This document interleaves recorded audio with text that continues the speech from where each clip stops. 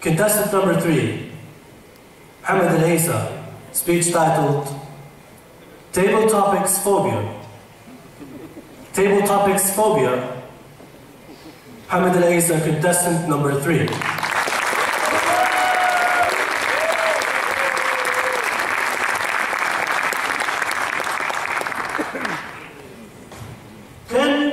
Ago, I was scared by table topics, but now I'm only terrified. Mr. Contest Chair, ladies and gentlemen, today I will share with you the symptoms of people who have table topics phobia. But before I start, I would like to see how many of you fear table topic. Please raise your hand. How about the others?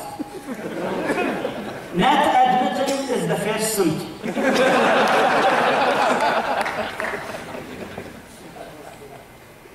From my experience as a table topic master, or they call it monster,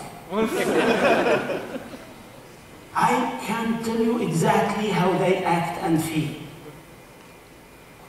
When I go during the break trying to select names on table topic, when I ask them, do you want to participate? He says, me? No.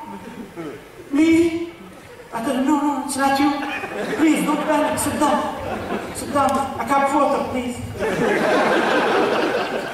They will sit down. 2 minutes later, they will come and knock on my shoulder and say, is my name there? I tell them, sit down, please. Now, during the table topic session, when I scan the room trying to select a volunteer, they go like this.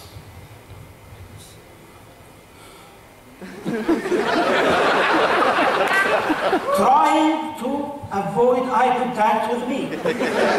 They naively think if I don't see their eyes, I don't see their bodies. Indeed, it's always those people whom I select. Now, as they sit there and expect their name to be called, they start to shake and shiver and vibrate. Vibration sometimes is visible, but sometimes you cannot see it. But watch the table. The pencil will be rolling down. Now, when they hear their name, their hearts start to function differently. It starts to function like a drum in عرضة في القلوب. Ta, ta, ta, and it becomes louder and louder until the drum here explodes the drums of the ear. When they hear their name, they stand up very quickly and walk very quickly at the beginning. But they soon slow down. I asked a psychiatrist. He said at the beginning, they don't realize what happened. But then, they feel like a convict walking to his execution stage. And they slow down, hoping that something catastrophic would happen. Like tsunami, World War II or III, that may exempt them from this scary reality.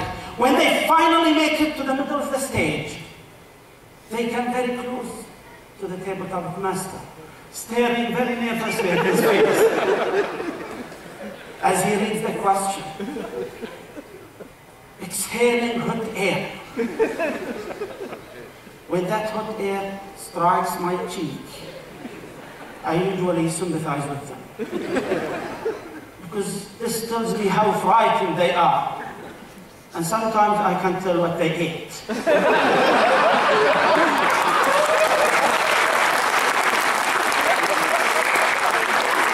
One day I smelled garlic and I felt dizzy. And without knowing, I asked a different question. How do you feel when you smell garlic?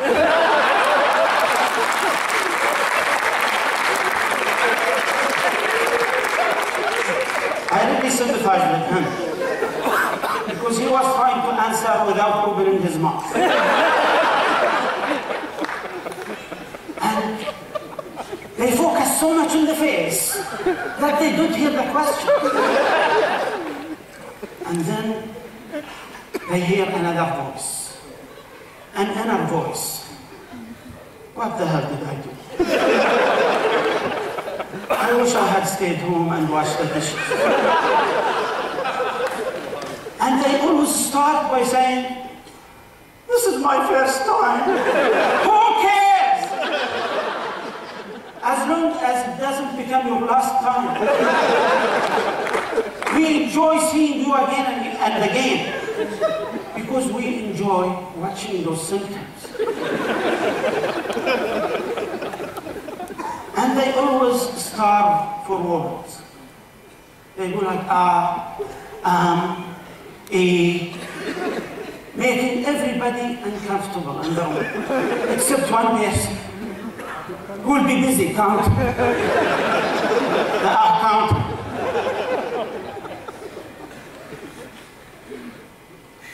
Now, when they finish, they always, before they finish, they always look at the timer, impatiently waiting for the green light. And the minute they see it, they go like, back to you.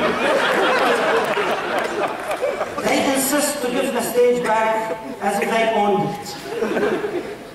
And when they go back to their seats, usually they don't see very well. And they don't feel their bottom halves. It becomes numb. So watch out. If you happen to sit next to one of them, they may sit in your lap.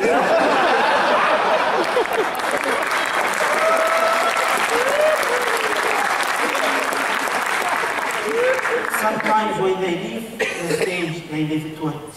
Because they oversweat. It's not a good thing. And when they go home, they hate to see tables. Whenever they see a table, they kick it. Ladies and gentlemen, do you want to sound and look pathetic like those? You have only two choices. Either be brave, say Bismillah and join Toastmaster, or say A'udhu Billah and stay home.